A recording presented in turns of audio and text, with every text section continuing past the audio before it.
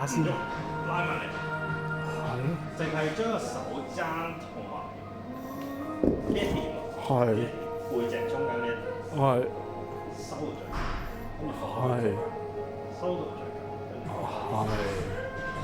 咁佢注意嘅就係你做咧，其實 OK 㗎啦。我俾一個好重嘅重量，你冇試過咁做啊嘛，所以難嘅。咁但係你只需要做到嘅就係唔好將個手踭抹到嚟呢一個位，但係呢個位咧你用緊呢一度。係。今日唔係練呢度，今日係練背闊肌。係。